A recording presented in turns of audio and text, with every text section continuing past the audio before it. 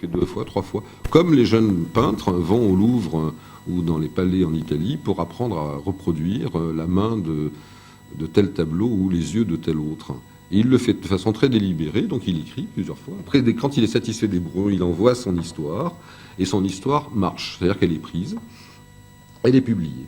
La première histoire publiée, c'est, voyons, les maîtres chanteurs ne tirent pas. En 1933. En 1934, il en a une autre, il en a 2 autres. En 1935 encore, et ça continue. Et il commence le Grand Sommeil. Le Grand Sommeil, 1938. L'année d'après, c'est publié par un grand éditeur, une sorte de Gallimard américain qui s'appelle Knopf. Et il commence la suite. La suite, c'est La Dame du Lac, Adieu ma jolie, La Grande Fenêtre. Tout ça va se succéder. Ensuite, la radio achète des droits. Il a des contrats pour écrire des scénarios. Le premier, le plus connu, est celui qu'il a fait avec Billy Wilder pour Double indemnité de James Cain. Et bon. Et à partir de ce moment-là, il va commencer à publier même des articles théoriques sur le roman policier. Notamment, le plus connu, c'est le simple art du meurtre, qui est une sorte de grande réflexion théorique où il explique comment Dashiell Hammett a remis le meurtre à l'endroit où il doit se trouver, c'est-à-dire rarement dans un salon, enfin statistiquement, mais plus souvent dans les endroits louches, dans les quartiers chauds, dans les entreprises qui sont entre le rêve, le fantasme et l'argent facile. Et bon, voilà, je vous ai raconté très vite la suite, elle est moins intéressante dans un sens. Ensuite, le succès est là, il écrit, il est portraituré dans Newsweek, par exemple, qu'on lui consacre un gros article. Sa femme est malade en 52, elle commence à tomber vraiment malade, elle mourra en 54. En 55, il fait une tentative de suicide. Ensuite, il vient en Angleterre. Et à partir de 58, il sombre dans l'alcoolisme et il meurt en 59. Alors, je vous cite un extrait d'une lettre envoyée exprès à son avocat 2 ans avant sa mort, donc en 57. Il écrit, il parle du détail du service religieux. Je veux un service de type église d'Angleterre ou épiscopalien, selon le droit où je mourrai. Il ne savait pas s'il mourrait aux États-Unis ou en Angleterre. Je veux une crémation et je souhaite que mes yeux soient prélevés si une banque d'organes en veut. Pour ce qui est du service, je veux qu'il ait lieu dans une église et pas ailleurs. Pas de poème, pas de discours, pas de maître de cérémonie. Un trou. Ma mère m'a dit que j'avais été baptisé, alors qu'il était Quaker. J'ai été confirmé dans l'église d'Angleterre par l'archevêque de Worcester et j'étais très pieux quand j'étais jeune.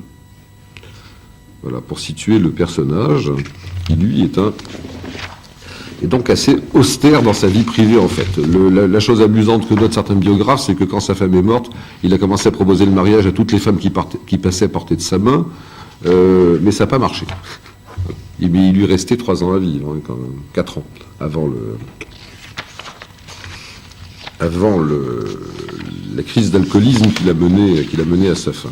Alors, ce que je vous ai raconté très vite et probablement très mal des éléments de contexte, et ce que je voudrais dire maintenant, c'est essayer de situer les choses. Donc je pense qu'il faut insister sur... Je vous ai promis que je vous dirais ce qu'étaient que les Quakers. Les Quakers, c'est une secte qui a été fondée en 1652 par un monsieur Fox. Et ce sont des gens qui interprètent à la lettre, comme le font certains juifs observants, je te servirai en tremblant. Quaker, ça veut dire qu'ils tremblent.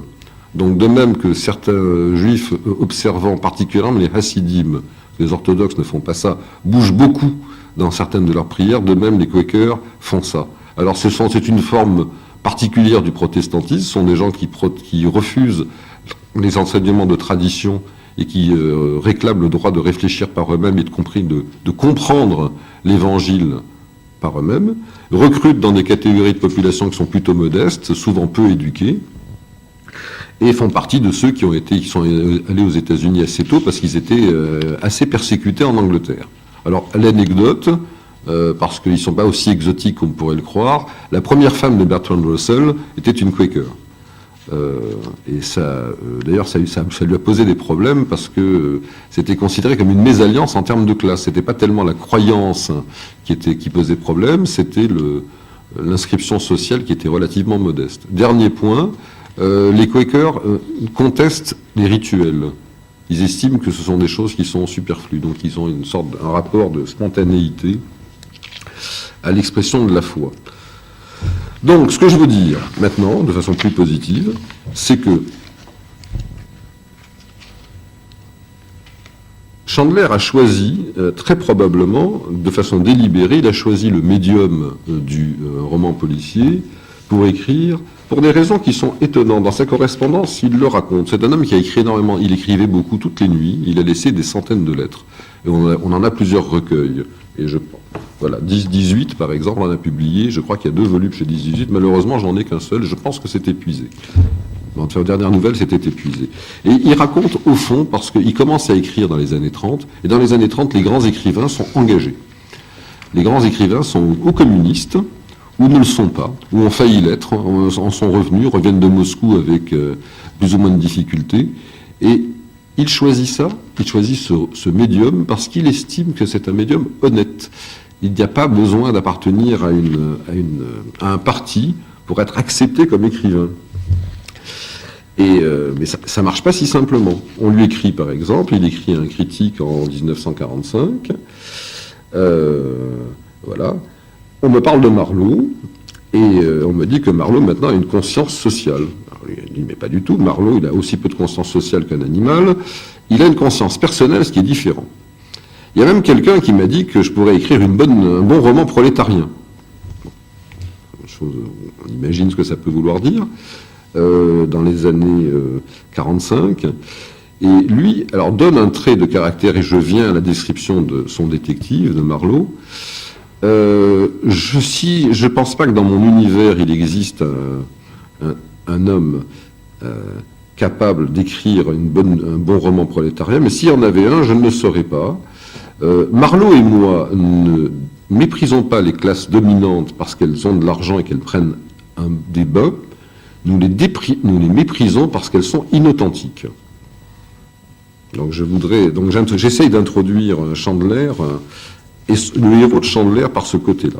Il me semble que les traits que j'ai essayé rapidement de jeter, c'est-à-dire il a fait la guerre, il est marié à une femme plus âgée que lui, il est irlandais, mais pas un Irlandais catholique ni un Irlandais protestant, un Irlandais Quaker. Il a une éducation classique. Ça n'inscrit pas dans les personnages de séducteurs, de tireurs fous et de buveurs invétérés. Ça l'inscrit dans un autre domaine. Alors l'autre domaine, je crois que c'est l'héritage de la table ronde, c'est l'héritage de certains romans de chrétiens de Troyes, enfin de récits de chrétiens de Troyes. Il y a du chevalier de la foi, au sens kierkegaardien du terme, dans le héros de Chandler. Alors, quelques caractéristiques qu'il donne lui-même à propos de son héros. Son héros, il parle en première personne.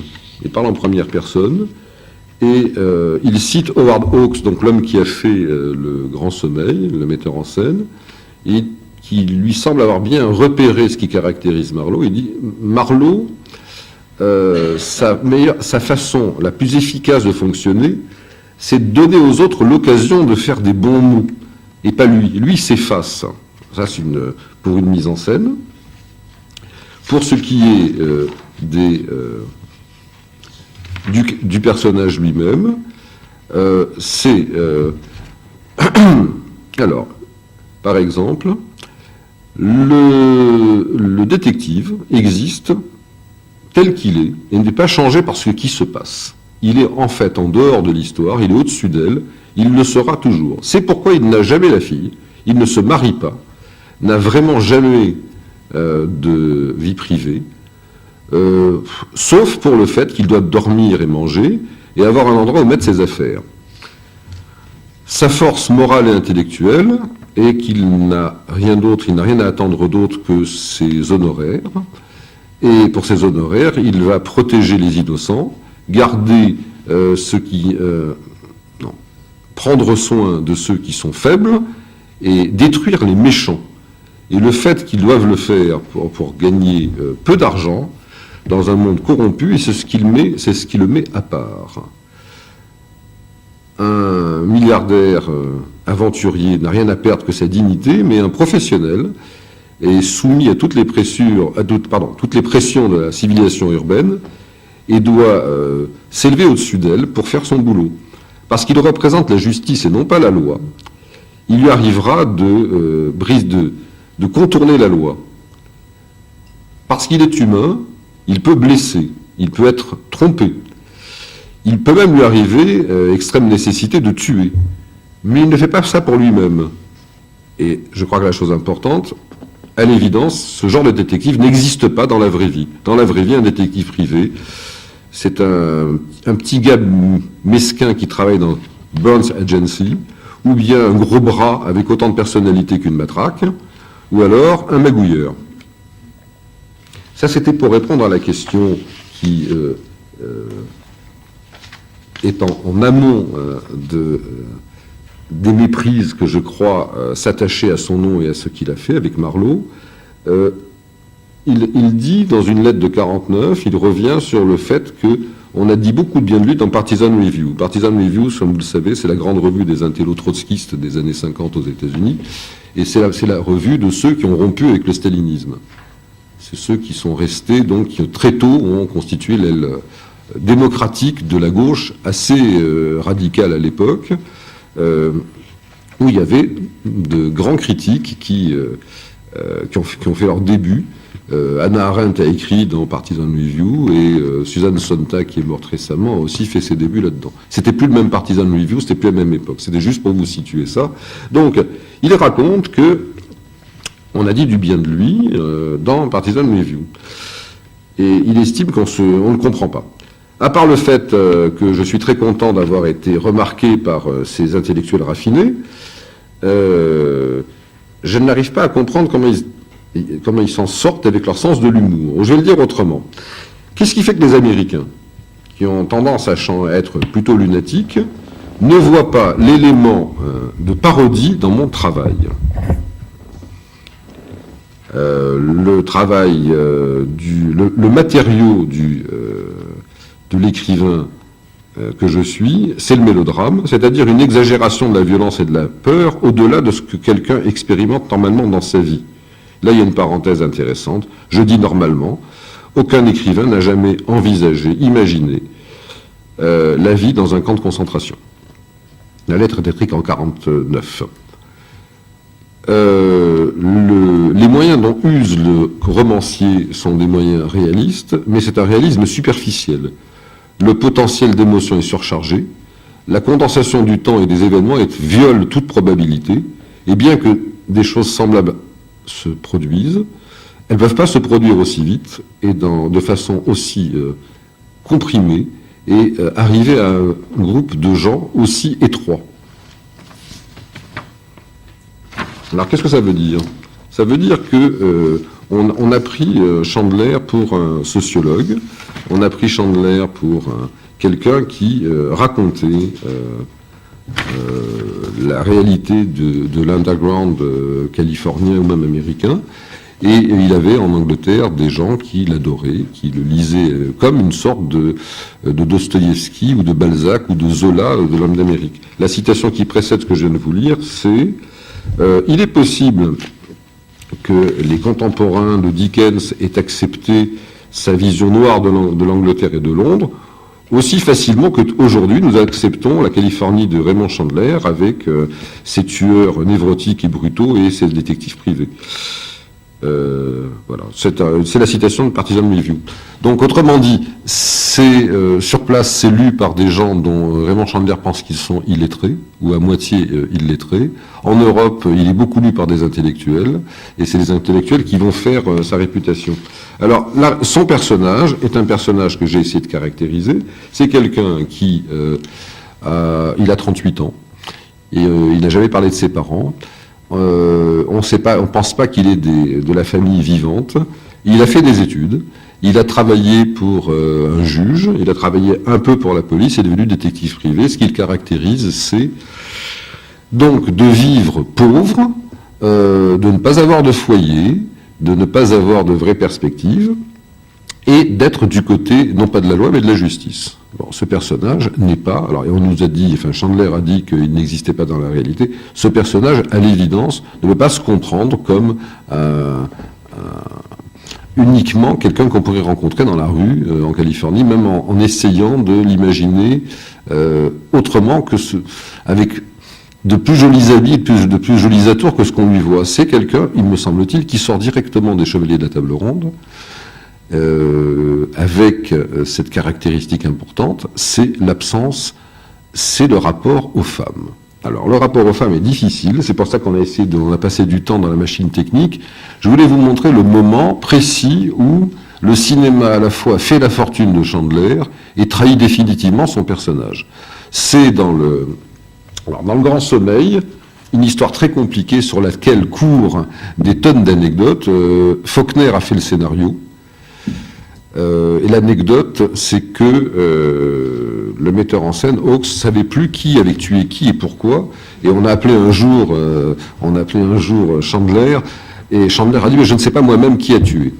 Bon, cette anecdote est apocryphe comme beaucoup de bonnes anecdotes. Pourquoi ? Parce que le film a été tourné en 1944-45.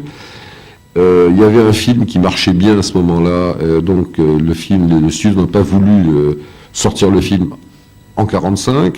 En 46, Lorraine Bacall tourne avec Charles Boyer un film qui s'appelle Confidential Agent ou un truc comme ça, enfin agent confidentiel ou agent secret, je n'ai jamais vu le film, je ne sais pas. C'est un bide complet. Entre-temps, Lorraine Bacall et Bogart se sont mariés, ça plaît beaucoup au grand public, et on décide de retourner le film.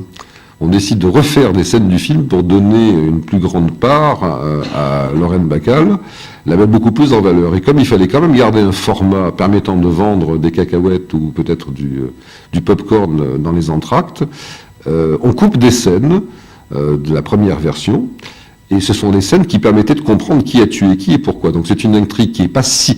Elle est complexe, mais elle est quand même pas incompréhensible, et ce sont uniquement des raisons mécaniques et extrinsèques qui expliquent que la version que tout le monde a vue, la version de 45 a été disponible en DVD dans les studios en 96 ou 97. L'autre, on l'a donc vu, mais enfin ceux qui aiment ça l'ont vu pendant 40 ans un peu tronqué. Donc le moment particulier, ce qui caractérise alors je peux vous raconter, ou il y en a qui l'ont pas lu et qui vont me haïr pour raconter la fin. Le Grand Sommeil, donc le premier grand roman publié par une grande maison d'édition en 1939, le Grand Sommeil raconte, ça commence d'une façon étonnante, un vieux monsieur qui est un ancien général qui a été fameux, qui a eu évidemment la faiblesse bien humaine de fauter avec une dame plus jeune que lui dans son âge avancé, et il en a eu 2 filles qui sont manifestement un peu à la masse. Une à la masse, l'autre très fortement à la masse. Et ça commence, l'objet explicite de la venue de Marlowe en tant que détective privé. Cet homme est dans un fauteuil roulant, il a une température qui a baissé, il est tout le temps, il faut qu'il soit dans un endroit surchauffé en permanence, et il est sous des couvertures. Sa fille cadette est l'objet d'un chantage. Et donc, Marlowe, il est demandé à Marlowe de venir à bout du maître chanteur et de faire cesser le chantage. Et incidemment, on apprend que la fille aînée a été mariée à un ancien bootlegger, et ce bootlegger a disparu. Et le général, qui était autrefois très respectable, s'est pris d'amitié pour le bootlegger, qui avait l'habitude de passer beaucoup de temps avec lui pour lui raconter ses exploits. Et ce bootlegger a disparu un beau matin sans crier gare. La rumeur est qu'il est parti avec la femme d'un truand. Pas exactement un truand, quelqu'un du demi-monde qui anime un casino qui est en dehors de Los Angeles. Et la demande est assez étonnante. Le général dit à Marlowe, j'aimerais bien ça. Il est parti sans me dire au revoir, et j'aimerais bien savoir ce qui devient. Juste un petit mot, j'ai pas besoin de plus. Donc l'histoire avance, Marlowe découvre des éléments effectivement de chantage concernant la cadette, et en cours de film, je vais venir au film, en cours de roman, il découvre que l'affaire du bootlegger est moins simple que ce qui paraît, et que les femmes de la famille du général sont donc impliquées terriblement dans la disparition du bootlegger. Il n'est pas disparu comme on le raconte. Et il s'approche de la vérité.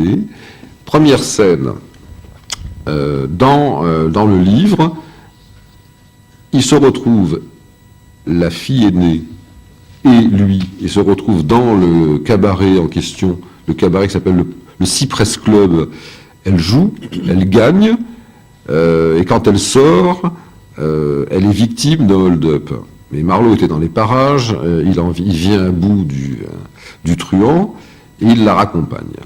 Et en la raccompagnant, il lui explique qu'il ne croit pas une seconde que c'est un véritable hold-up, il pense que c'est une mise en scène, qu'on lui a permis de gagner de l'argent pour amuser la galerie, mais qu'en réalité, elle vient perdre de l'argent pour payer quelque chose qu'elle doit au propriétaire du club. À ce moment-là, elle se jette dans ses bras. Dans le bouquin, se jette dans ses bras, il l'embrasse, et il lui dit, je retrouve mes petits papiers, j'avais prévu de faire du film, donc c'est un peu embarrassant. Les petits papiers ont disparu. Et qu'est-ce qu'il lui dit alors? Ça doit être là. Il lui dit, donc il lui donne un baiser, il sait se faire quand même un peu. Il lui dit, vous embrassez, c'est agréable, mais votre père n'a pas engagé pour que je couche avec vous. La première fois que je vous ai rencontré, je vous l'ai dit. Je suis un détective, vous vous le mettiez dans votre tête, c'est mon boulot, je fais pas semblant. Il rentre chez lui et il trouve la fille cadette toute nue dans son lit. Ce sont des immeubles comme on n'a pas en France, ce sont des immeubles avec des gardiens qui gardent les clés. Donc elle a prétendu qu'elle le connaissait bien et il la vire.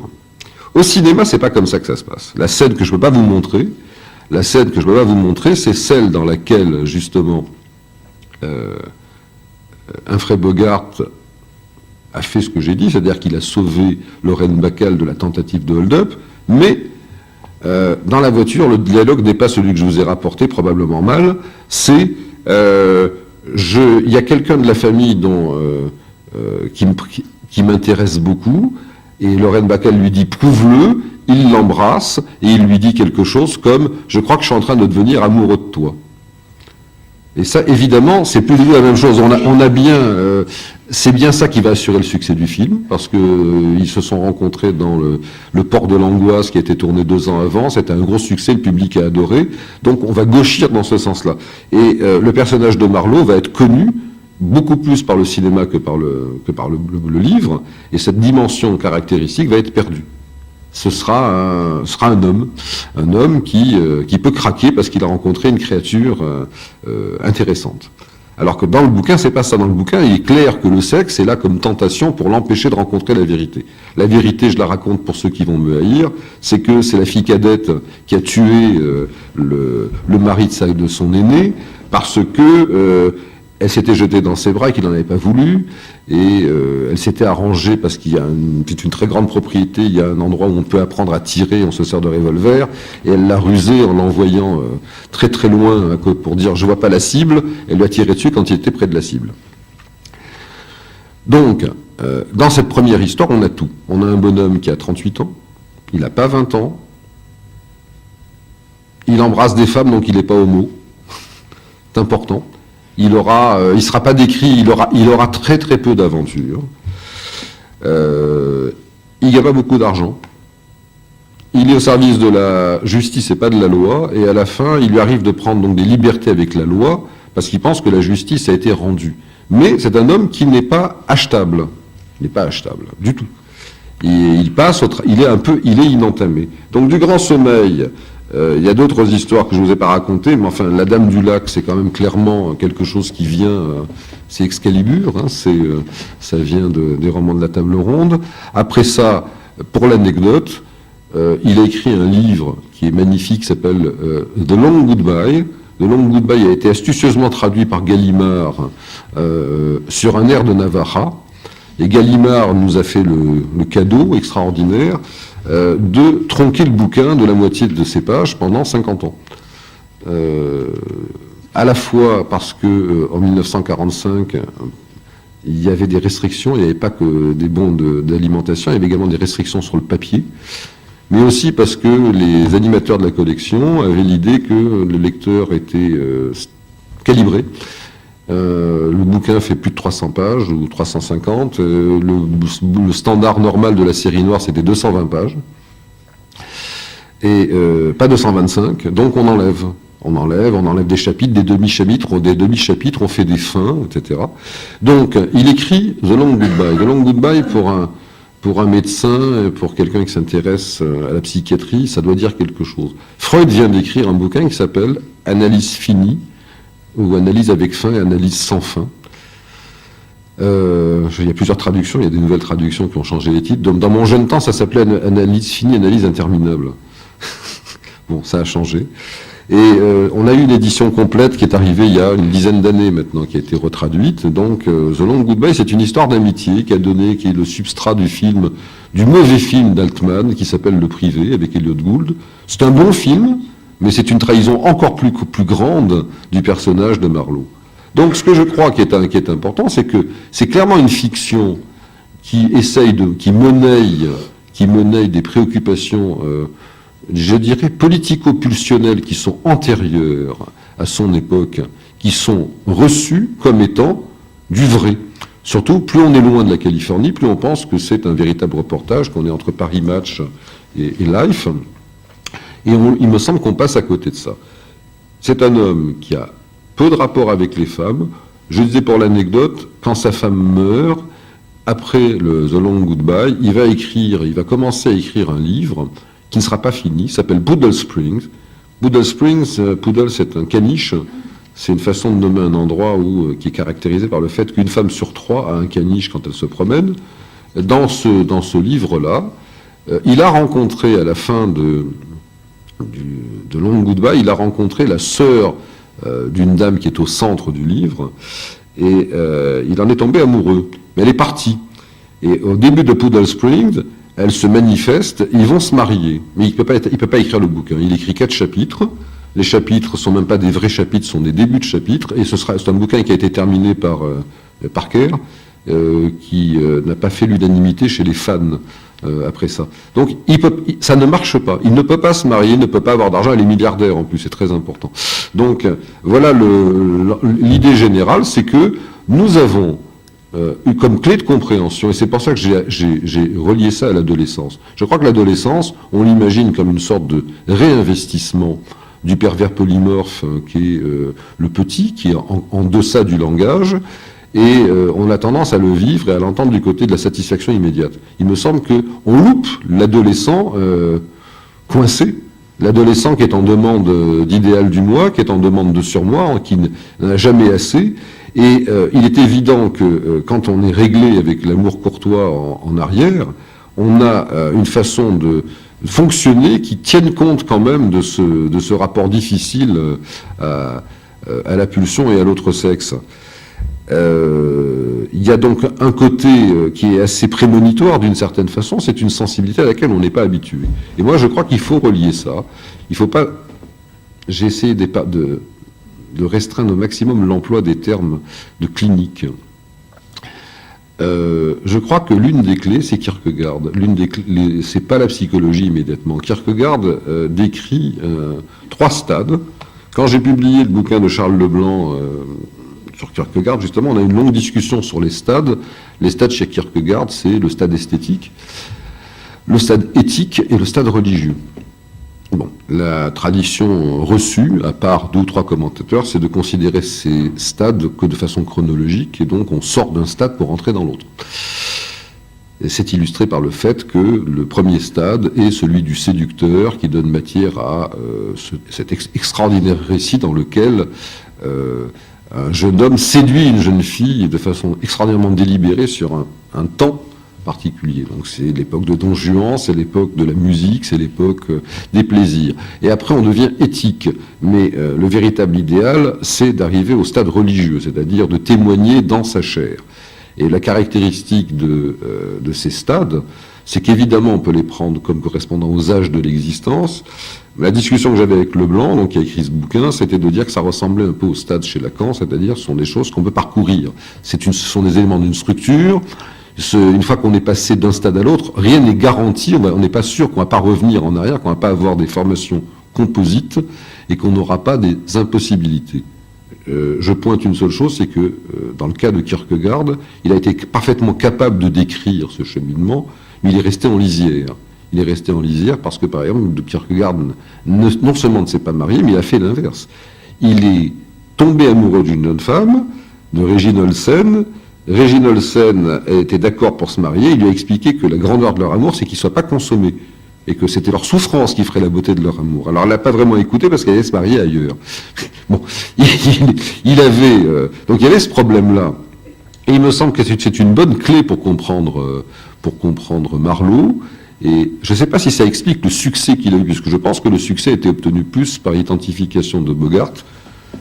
On ne le voit pas d'ici, mais c'est un frère Bogart qui est sur The Long Goodbye de Gallimard utilise Bogart. C'est Elliot Gould qui joue le personnage dans le film d'Altman, mais Dick Powell et Robert Montgomery ont également interprété ce personnage, et Robert Mitchum dans les années 80 a également interprété. Donc c'est lui qui condense, c'est Bogart qui condense ça. Donc je crois que le bonhomme Marlowe demande à être rencontré dans les textes et non pas au cinéma seulement, pour les raisons que j'ai indiquées. Alors je crois que, et je vais terminer là-dessus dans un premier temps, je crois que ce qui est important, c'est que nous avons, je résume, nous avons en fraude, dans un genre apparemment populaire mais qui a été choisi pour son honnêteté, puis aussi le fait qu'il était hors champ politique. Les grands écrivains sérieux s'engageaient.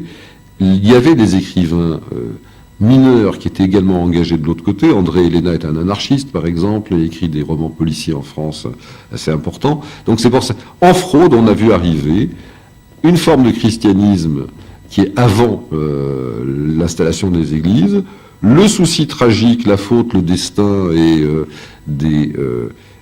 des problèmes de liberté, mais qui ne sont pas racontés dans ce registre, et enfin, un véritable problème du côté de la différence des sexes, qui est quand même en lisière, parce que le vif du Grand Sommeil, par exemple, c'est un trafic de photos porno avec des clients riches, dans un beau quartier de Los Angeles. C'est ça qui fait le vif de l'opération.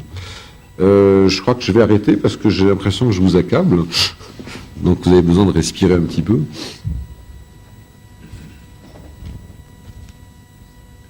Bien, ben merci pour... tu vas reprendre après. Merci pour cet exposé qui change un peu la vision qu'on peut avoir, de Marlowe. Donc moi j'ai beaucoup apprécié justement ce parallèle que tu fais avec les chevaliers de la table ronde. Et j'aurais voulu justement que tu développes peut-être justement la différence entre un roman policier en 2 dimensions seulement qu'on peut voir dans une grande partie de la littérature policière, et des héros justement en 3 dimensions, c'est-à-dire quand il y a une dimension un peu plus métaphorique qu'on ne retrouve pas justement dans tous les romans policiers. Et que la dimension métaphorique que tu pointes par rapport à cette exigence surmoïque que peuvent avoir, enfin qu'on retrouve dans les Chevaliers de la Table Ronde, qu'on retrouve chez les adolescents, c'est quelque chose que j'aimerais que tu développes peut-être. Moi, il me semble que je vais faire une réponse technique. À partir du moment où on a comme hypothèse, où on a dans la poche, on a Échille et Sophocle. Donc on a l'idée qu'on est en train de proposer un appareil de captation de la pulsion et qu'au bout il y a une catharsis. On n'a pas l'idée qu'on va, au contraire, augmenter la tension et être salace, même si le salace ne touche pas directement au sexe, mais peut toucher au sadisme.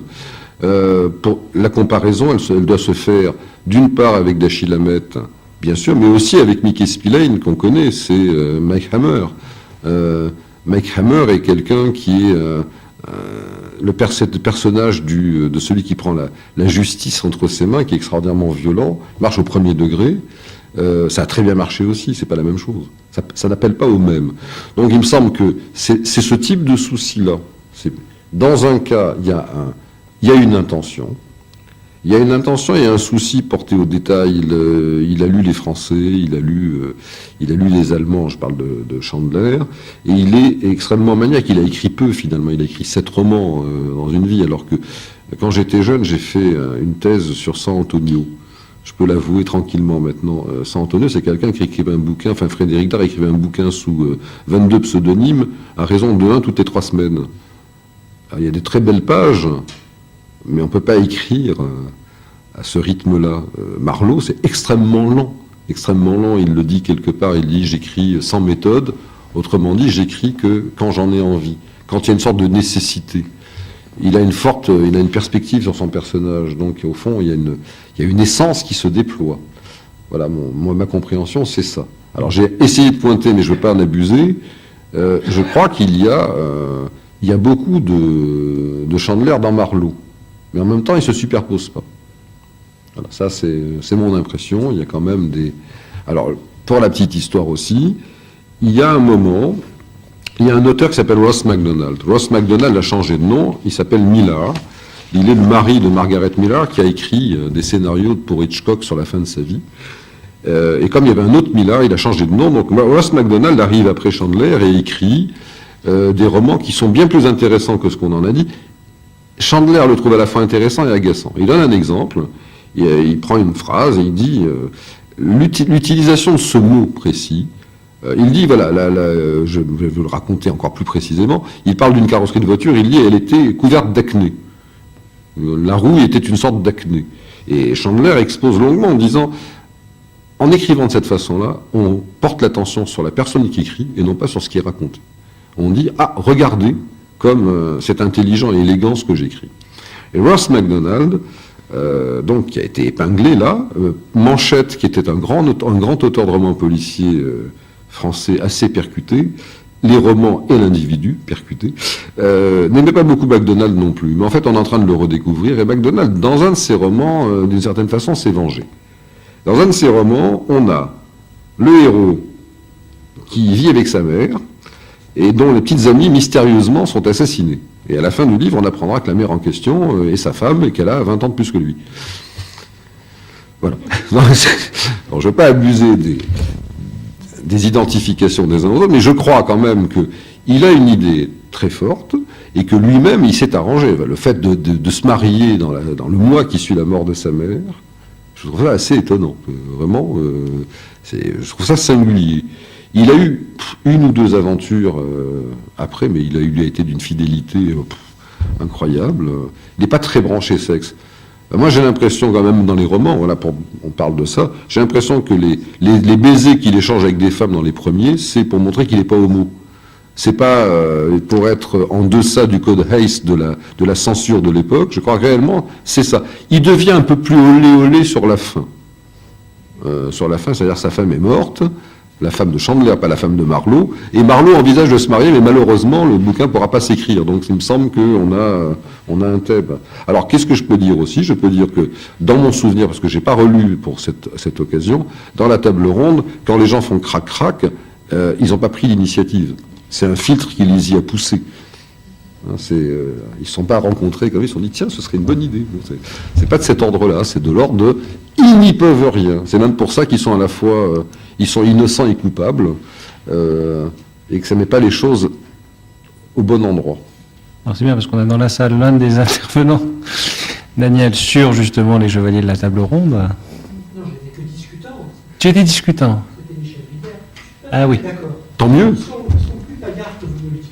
Alors, Avec une liberté dans les romans de micro Chrétien peut-être. III, il y a une Attends. liberté sexuelle assez remarquable. Quitte à payer très cher après les libertés qu'on a prises. C'est vrai, là je pensais plutôt à Arthur. Je pensais au cycle arthurien. Je trouve le cycle arthurien est terriblement coincé. Vous disait Michel Ritter, Arthur, il est un petit peu triste, déprimé, il assiste à tout ça, en tentant d'exercer sa puissance contre ces gens qui s'agitent beaucoup. C'est très caricatural, mais il y a quelque chose... Non, mais c'est vrai que Chrétien... Non, mais là, je pense que vous avez entièrement raison. J'ai condensé, j'ai eu tort. Arthur, c'est les païens et ça sera les protestants. C'est l'ancêtre de Tannhauser. Chrétien III, c'est les cathos et c'est pas la même chose. C'est pas la même chose. Les uns et les autres vont pas s'inventer le même dispositif de gestion de la mauvaise part. Il n'y a pas de confession. Il n'y a pas l'Eucharistie n'a pas le même statut. Il y a un ensemble de... les dispositifs sont pas les mêmes. Ça me paraît important, et c'est vrai. Et je crois qu'il faut rattacher plus Chandler au cycle arthurien, et même à Tannhauser, qu'au cycle catholique, qui est meilleur vivant d'une certaine façon. Voilà, on imagine plus facilement des héros de Chrétien de Troyes et de sa postérité faisant bombance. On a du mal avec les héros qu'on vient de citer. Les autres, on les imagine plus volontiers ascétiques. Ils mangent peu. Rapprocher le personnage de Marlowe des chevaliers arthuriens, ça paraît très juste. Je n'avais pas pensé en le lisant. Ah bah chic, voilà. Ça donne une dimension à ce personnage que je n'avais pas du tout vu. Et avec quand même un côté Perceval en particulier. Moi, je pensais à Yvain aussi. Il y a Perceval, mais Yvain aussi. Il y a ce côté errance, ce côté... Non, allez-y. C'est toi qui dis ce que la parole, c'est pas moi.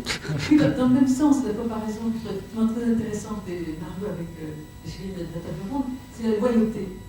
Parce que quand même, ce qui est très fort chez Marlowe, c'est la loyauté. Il a son client, il restera loyal à son client, même après que le client soit mort, même s'il n'est pas mort à la fin. Et même si, apparemment, le contrat est arrivé à la fin, il devine l'attention secrète du général, et il va jusqu'au bout de son mandat, et...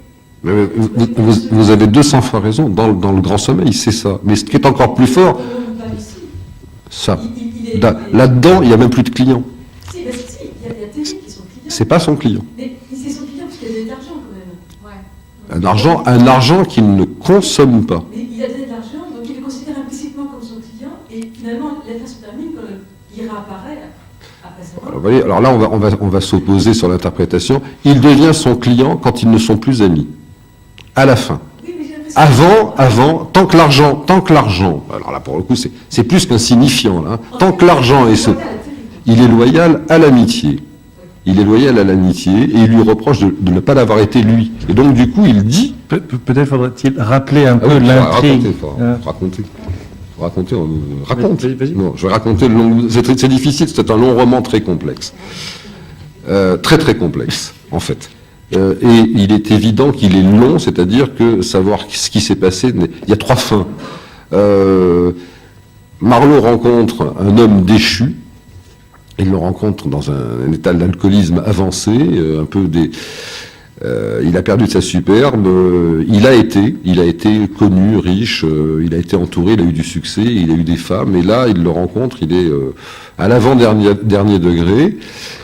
Il le ramasse et il l'emmène chez lui. Et puis un jour, l'homme est particulier. Il a un visage singulier. Il a une énorme cicatrice qui laisse supposer qu'il a eu une vie qui est mouvementée.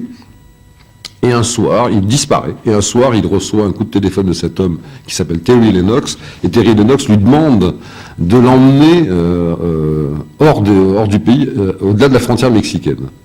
Alors il y a toutes des subtilités sur la loi américaine. Si on fait une chose sans que explicitement on ait été informé du caractère possiblement délictueux de l'action qu'on est en train de commettre, alors on n'est pas susceptible d'être poursuivi au même titre devant un tribunal. Donc il est accusé, Terry Lennox est accusé du meurtre de sa femme, mais Marlowe ne le saura qu'une fois qu'il sera revenu de Mexico. Il aura plein de problèmes. Il se fera tabasser par la police, il aura des gens qui lui demanderont de plus s'intéresser à la mort de Terry Lennox. Il apprendra aussi la mort de Terry Lennox. Donc la femme de Terry Lennox est morte, Terry Lennox est censé être mort, il va avoir un autre client, et l'autre client va mourir, encore un autre... Finalement, je vais encore me faire haïr, c'est une femme, qui est la femme du deuxième client, qui est en fait l'assassin des autres, qui est la sœur donc de la future potentielle femme de Marlowe. C'est inracontable, on ne peut pas raconter ça comme ça, c'est impossible. Donc en fait, il n'a pas de client dans ce bouquin. En tout cas, le client pour lequel il travaille, il en aura, mais le client pour lequel il fait le plus, c'est celui dont il n'accepte pas l'argent. C'est son ami. Et justement, c'est très clair. Ami, argent. Et donc c'est pour ça que c'est un bouquin difficile, parce qu'au fond c'est un psychanalyste qui a une aventure avec son client. C'est évident. En fait, il le fait à l'œil, d'une certaine façon. Et ça lui coûte très cher, parce qu'à la fin, il va découvrir donc que c'était une mise en scène, et qu'il a en face de lui ce Lennox qui s'est maquillé en quelque sorte, qui a mis des lunettes pour pas qu'on le reconnaisse, qui a une perruque, enfin qui a raconté une histoire, et à ce moment-là, il va prendre l'argent. Mais pas avant. Donc ça me paraît effectivement la chose importante, c'est cette loyauté.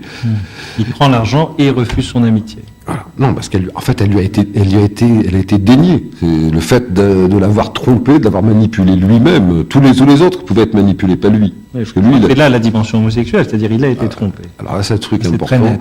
Ouais. C'est le truc important. Ça me paraît une structure homosexuelle évidente, mais c'est pas une homosexualité de type qui va se consommer.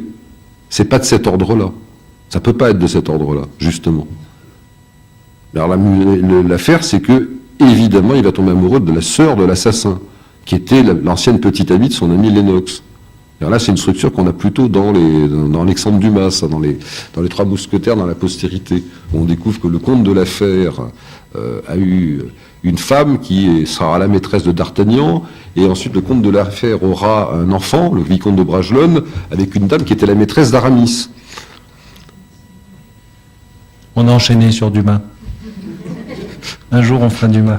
Ah, c'est vachement bien, Dumas. Vicomte de Bragelonne. Donc voilà, je crois que j'essaye de donner quelques éclairages. C'est un peu difficile quand on a des histoires aussi compliquées, alors que quand on a Agatha Christie, c'est beaucoup plus simple. Cette malheureuse femme, qui était, paraît-il, très sympathique, n'a pas été accueillie par l'aristocratie parce qu'elle a épousé en deuxième noces un aristocrate. Et donc, dans toute son œuvre, elle a passé son temps à montrer que les aristocrates étaient des salopards, qui n'avaient qu'une seule idée, c'était de trucider le voisin pour récupérer l'héritage. Tout Agatha Christie tient là-dedans. Agatha Christie n'est vraiment intéressante que pour autant que on a eu des acteurs qui ont interprété les personnages de façon amusante et qu'il y a des périodes il y a des décors. Mais sinon, c'est pas, on n'est jamais ému par du. Peut-être qu'on peut aimer Chandler sans trop repousser Agatha Christie. C'est absolument pas interdit c'est bien sûr. C'est étonnant, mais c'est pas interdit. D'autres interventions? Oui. Oui, moi j'aimerais, au-delà de Chandler, que vous précisiez un peu vos avancées théoriques sur la place du roman policier, avec la chute de la religion, le début de la société industrielle et tout. Reprendre l'introduction. Vous êtes passé très vite dans votre introduction, ça me semble parce que très compliqué. c'est compliqué, c'est massif, c'est un lourd. cours universitaire qui dure un an. C'est un côté terrorisant. Il y avait une équation genre la Grèce et le théâtre antique, le chevalier de Il y a quelque chose comme ça. Il y a quelque chose comme ça, mais je peux pas vous répondre, je peux juste ajouter à la perplexité qui est aussi la mienne. Je crois que la conscience sociale qui a été invoquée, qui est une réalité difficile à cerner, mais qui a certainement joué un rôle dans la fabrication de notre siècle, au moins le XXe siècle. Par exemple, les grandes figures qui nous viennent du marxisme ne sont pas nées de la lecture plus ou moins hasardeuse de textes du marxisme par des militants convaincus, mais je pense, de façon très sincère, que ça sort des mystères de Paris et des romans feuilletons du XIXe siècle. Il me semble que le prolétaire héroïque n'est pas né dans le programme de Gotha ou dans la guerre civile en France, mais il est né dans les mystères de Paris, dans Rocambole, et lointainement, en fait, dans Zévaco, qui lui est un auteur encore plus inconnu, Michel Zévaco. Je vais être par derrière, mais c'est pas son livre. C'est important, mais c'est... Bon, Michel Zévaco, pour le situer, est mort dans les années 18, c'était un anarchiste qui a écrit énormément, à qui on doit, par exemple, la représentation du Machiavel républicain qui a circulé pendant très longtemps. C'est lui qui écrit un roman sur Machiavel où il explique que j'observe Borgia pour pouvoir raconter à mes copains républicains comment fonctionne le tyran. C'est une clé de lecture qu'on trouve à l'université assez tôt. C'est amusant. Donc Zévaco était une grande lecture de Sartre quand il était jeune. Il en parle au début des mots. Et je crois que ça appartient à la même constellation. Alors il faudrait, pour faire jouer véritablement, mais là vraiment je ne peux pas élaborer, je pense que c'est beaucoup plus difficile.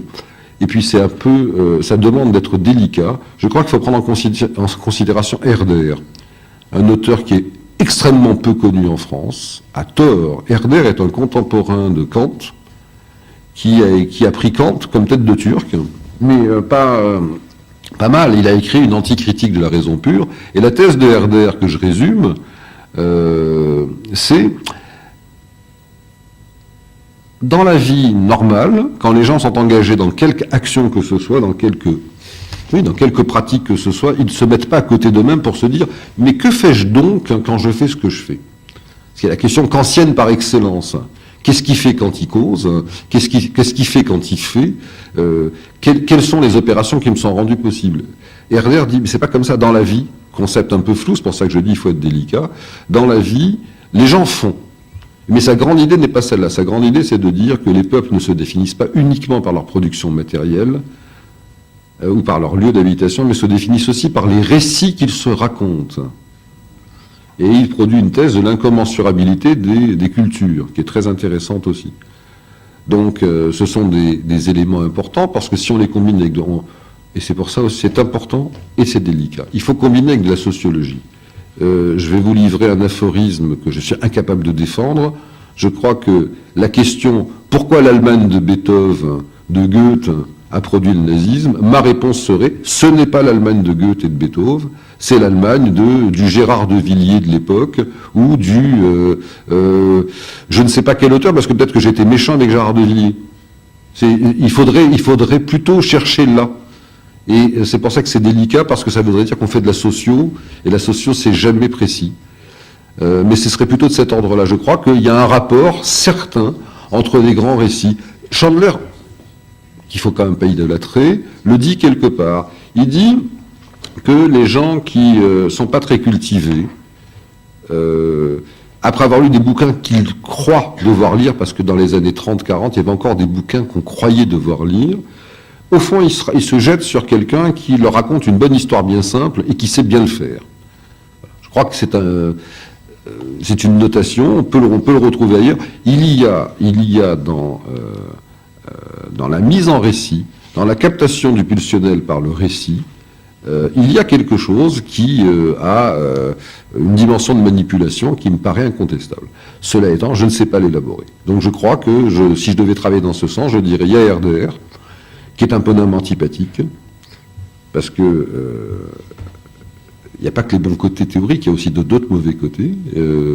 Il est probablement, comme l'a dit Finkielkraut, mais un peu à tort sur la véritable chronologie, dans la défaite de la pensée, il a dit il est à l'origine du nationalisme allemand.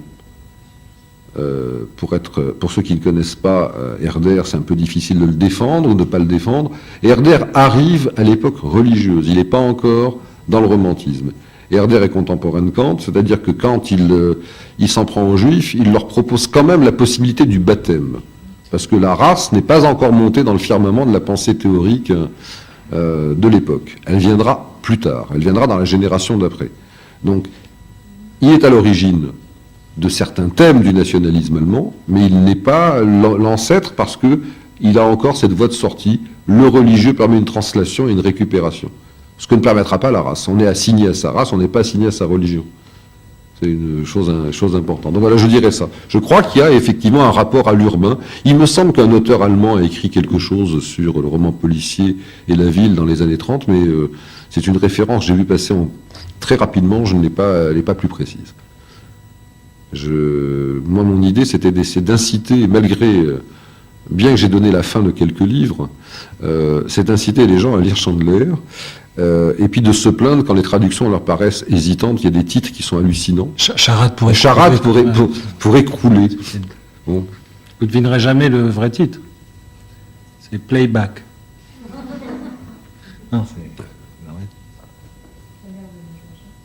sur un air de Navarre. Sur un air de Navarre. En plus, avec 120 pages de moins. Enfin, c'est... un truc assez étonnant. Ils ont fait la même chose pour tout. Hein. Gallimard a joué un rôle à la fois moteur en faisant connaître cette littérature, mais d'une façon bien particulière. Le seul qui n'ait pas été tronqué parmi les grands, c'était Chester Himes, parce que lui, il fonctionnait à l'envers. Il avait, je crois qu'on m'a expliqué ça, il avait 120 pages de papier blanc à côté de lui, et quand il arrivait vers la page 110, il pensait à la fin. Et ça correspondait exactement à la pagination du bouquin. Et ces bouquins sont calibrés, on n'a rien enlevé. Charine, puisqu'une assistante m'a parlé de Charine tout à l'heure, moi j'ai connu Charine il y a une trentaine d'années, dans la série noire. Je parlais un anglais épouvantable, et je me suis dit, c'est quand même bizarre. Alors j'ai acheté le bouquin, et je suis allé le lire, je me dis, tiens, il est plus long. Mais ça, j'ai jamais compris. J'ai pas dû bien lire. Il y avait un chapitre en moins, il y avait plusieurs chapitres qui avaient été tronqués, et des phrases de liaison fabriquées, je ne sais pas par qui. Et surtout, la fin du bouquin, en anglais, la fin était 20 pages plus loin qu'en français. Donc, c'était pas la même histoire.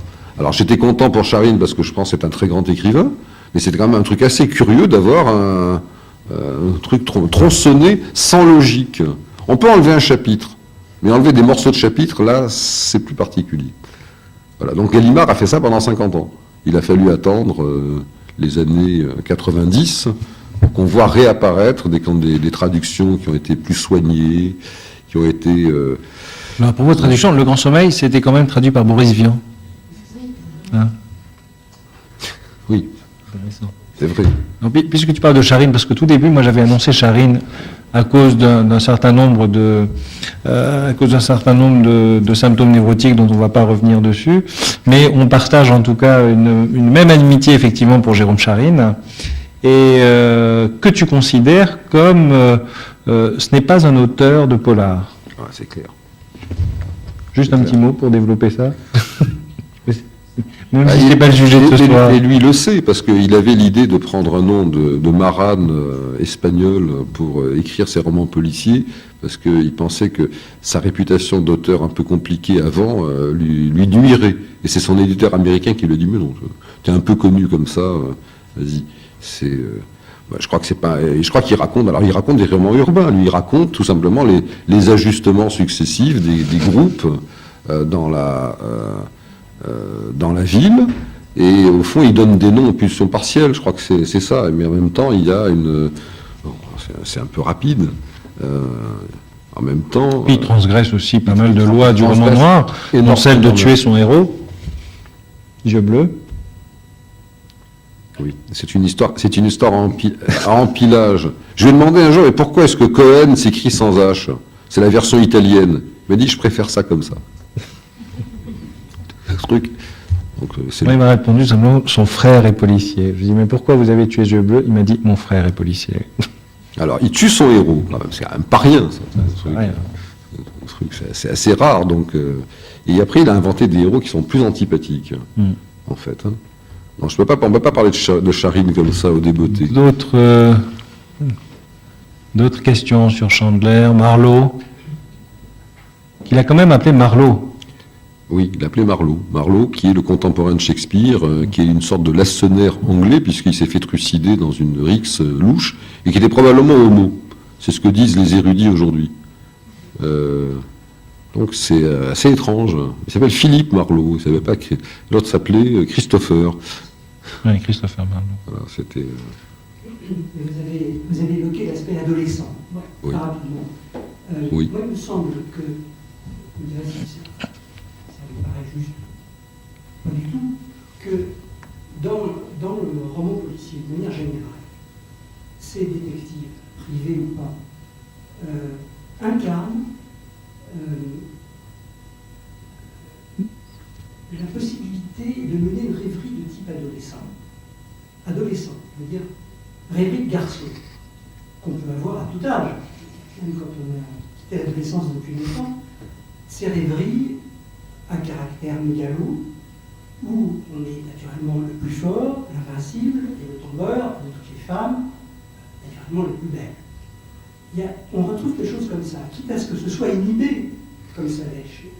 On sent bien que la tentation est là chez Marlowe, et puis un barrage se fait.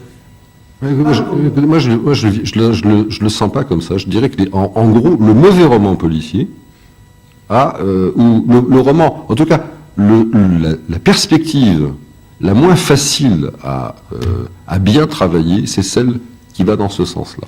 C'est-à-dire où l'on a, sans inhibition, le tombeur. Eddie Constantine, dans les parodies, en gros. Moi, je pense que c'est indépendant de la qualité Ça compte aussi, parce qu'on ne peut pas lire ça comme des documents cliniques. Bien sûr, on peut voir les choses sous un angle différent. Il est incorruptible, il est loyal, comme Tarzan, il est inentamable. En même temps qu'il est fragile. Il prend des coups, il se fait un petit trucidé, Marlon ou d'autres, plus ou moins. Le commissaire Santonio, qui fait juste titre. Lui, c'est un fornicateur, lui. C'est un fornicateur. Ah oui. Et tout lui est permis aussi. Et puis aussi, du côté de la justice et du bien, soi-disant. Oui. Et alors, mais je les inscrirais pas du tout dans le même espace. J'ai l'impression que pour le lecteur de romans policiers, avec grand plaisir qu'on peut y prendre, à l'identification avec ces héros masculins-là, c'est que tout nous est permis et rien ne peut nous arriver. Vous avez probablement raison du côté de la réception. Mais du côté de ce que ça met en scène, je crois que j'ai essayé de le dire peut-être trop rapidement et trop... alors, je vais être plus précis. Et je vois deux figures de l'adolescence. Voilà, je vous l'ai dit, je crois qu'il y a une figure satisfaction immédiate, fantasme de playboy du golf couvert d'argent. Et puis, il y a l'autre, qui est une réalité qui a été au fond masquée, c'est l'adolescent difficile. Et le propre du héros de Chandler, c'est que malgré tout, il fonctionne, malgré ses inhibitions. C'est pas un ayatollah. C'est pas un taliban, je devrais dire plutôt que... Ce n'est pas un taliban. C'est très important. Alors qu'il a quand même une structure qui n'en est pas loin. Il a cette capacité d'amour un peu trop pour Lennox qui va se manifester. Il a aussi...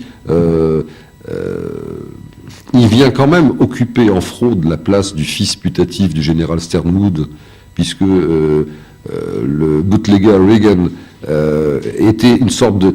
C'était un fils pour ce général qui a deux filles qui sont des hystériques au sens qu'on donnait à ce terme dans la grande tradition.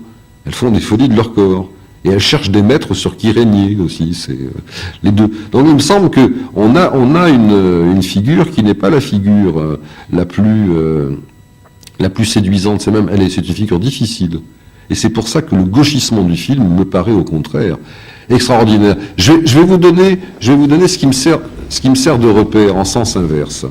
Autant je pense que le Hawks a très très bien joué son rôle et a fait que le film a marché, en gauchissant du mauvais côté le personnage de Marlowe. En sens inverse, quand Houston fait le Faucon maltais, la différence, elle est exactement l'inverse.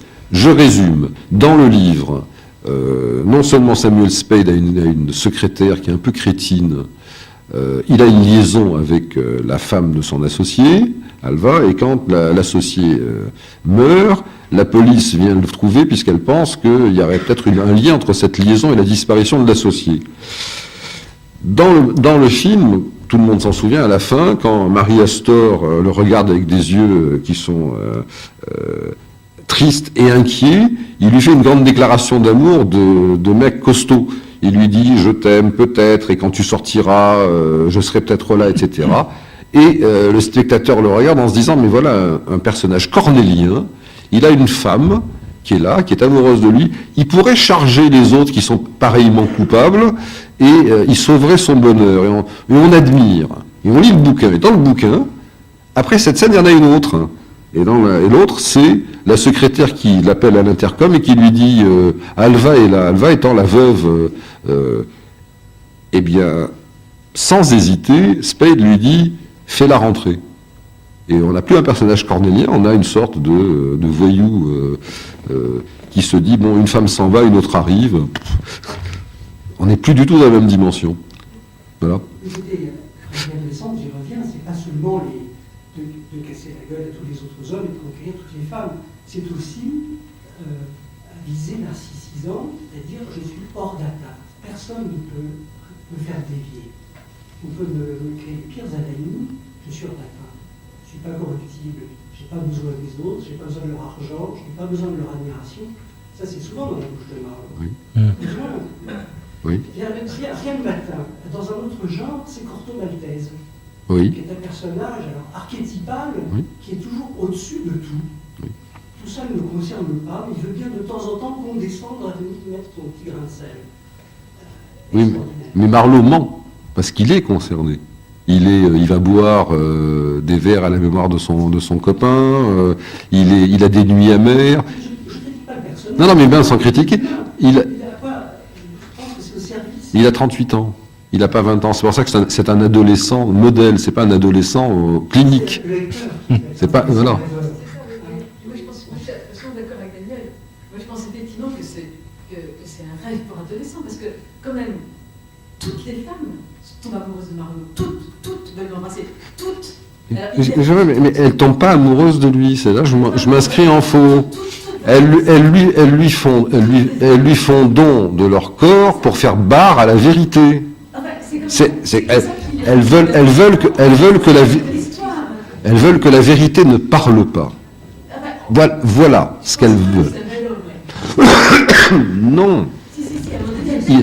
Non. Il dit qu'il a du charme. Il dit qu'il est beau, Et c'est parce qu'il est beau et que les femmes... Il est séduisant. C'est-à-dire c'est pas une poupée dont on dirait « Ah, il est mignon ». Non, Marlowe, c'est pas mignon. C'est viril. Donc, c'est important. C'est pas... Mitchum est propre... Alors, précisons. Même les femmes les plus secondaires...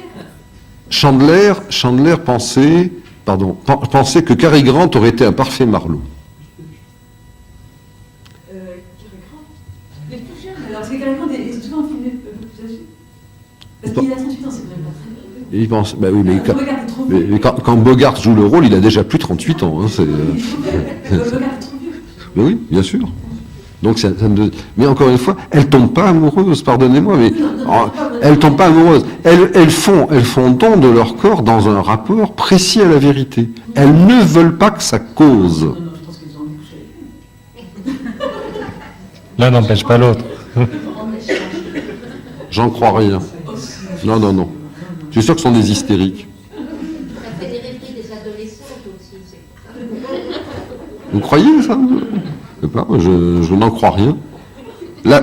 Mais tout est louche dans cette histoire. Même Loretta Loring, qui est la sœur de l'assassin dans The Long Goodbye, on peut quand même se poser la question, comment se fait-il que elle craque pour le type qui a... D'abord, il a embrassé sa sœur.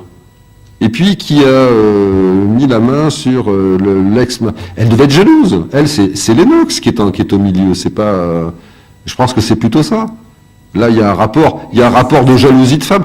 Elle veut pas coucher avec Marlowe. Elle couche avec Marlowe parce qu'elle peut pas avoir Lennox.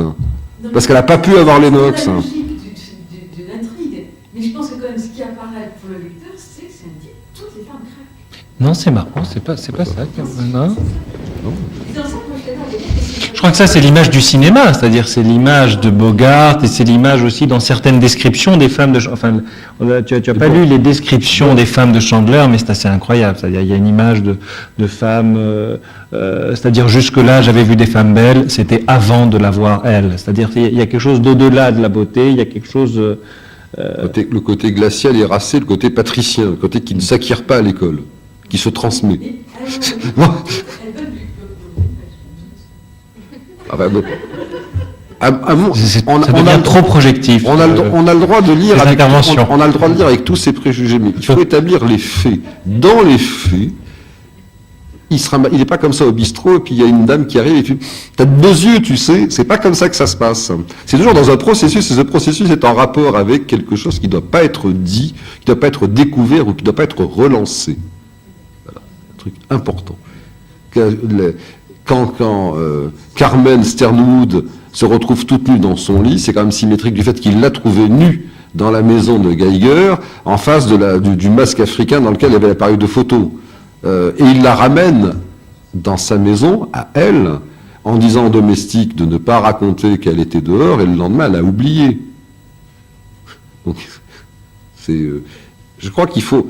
Un peu de structuralisme ne peut pas gâter la compréhension d'une formation discursive.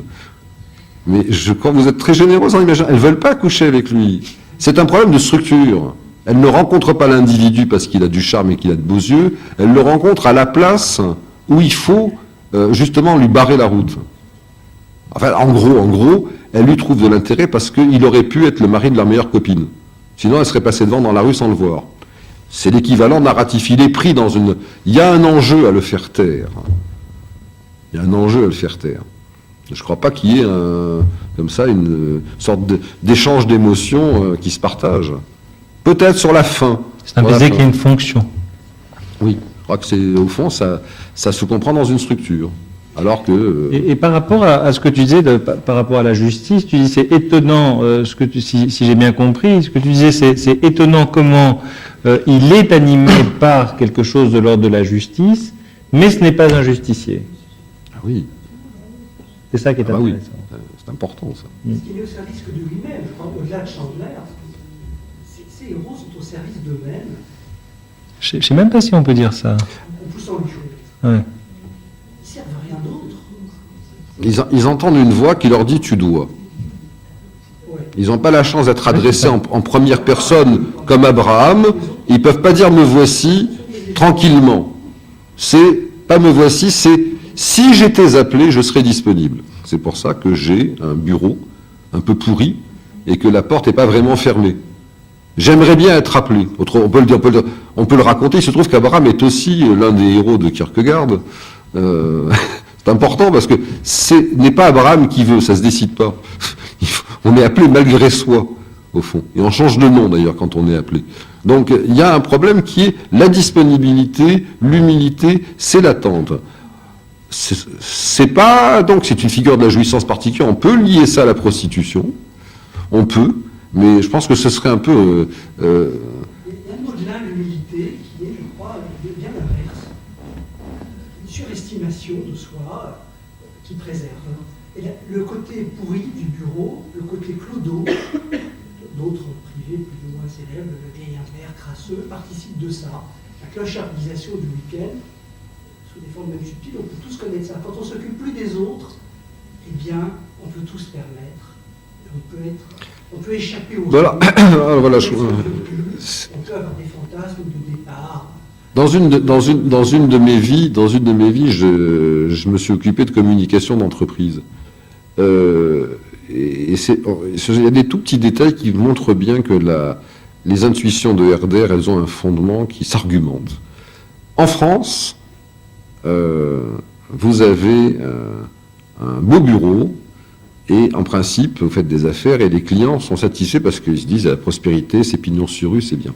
Aux États-Unis, ce serait plutôt s'ils dépensent une partie importante de mon argent pour s'offrir ce genre d'aménité, donc je me méfie. Et alors immédiatement, on a fait des banques aux États-Unis qui ressemblaient à des églises.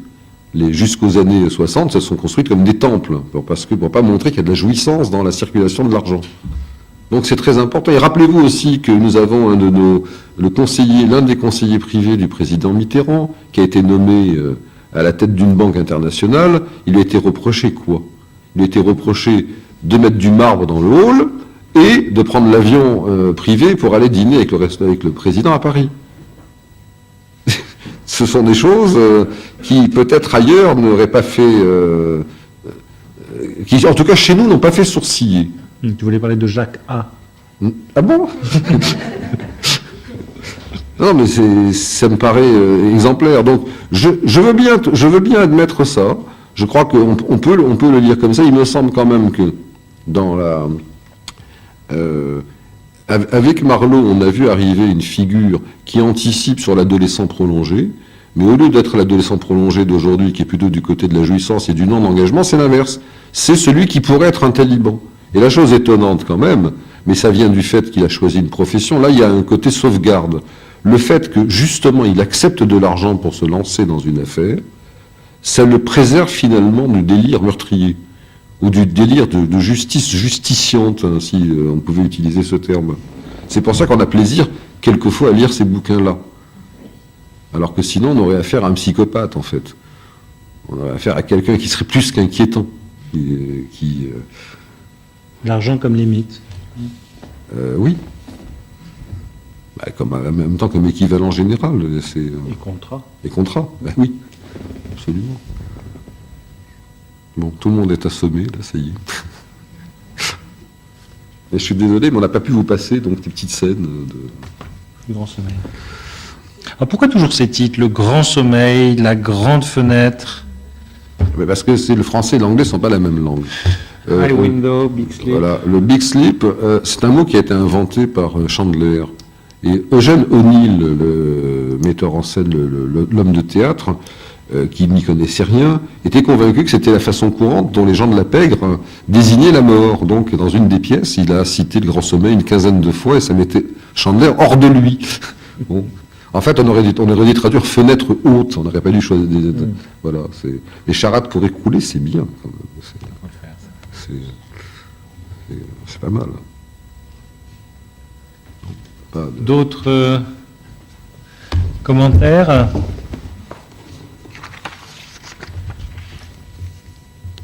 Alors, avant de remercier Richard, donc juste pour vous dire qu'il n'y a pas d'erreur dans le programme pour dire qu'il y a une conférence exceptionnellement le mardi 10 mai. C'est pas le lundi, c'est bien le mardi pour la conférence de Isabelle Blondiot. Et autrement, je voulais remercier Richard Zrien de sa venue ce soir pour avoir inauguré avec succès ces interprétations justement sur le roman noir. Vraiment, je te remercie beaucoup. J'étais ravi, merci.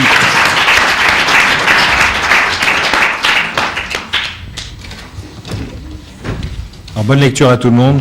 Pour ceux qui aiment, il y a un livre qui est assez rigolo qui s'appelle Underwood USA de Michel Martens, balade sur les touches du roman noir américain, qui est assez bien fait. Ça parle d'une trentaine d'auteurs américains qu'il a plus ou moins étalé sur les traces. C'est assez bien fait.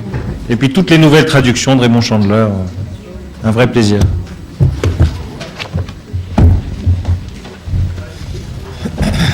Il y a une cafétéria, il y a un truc parce que... Après,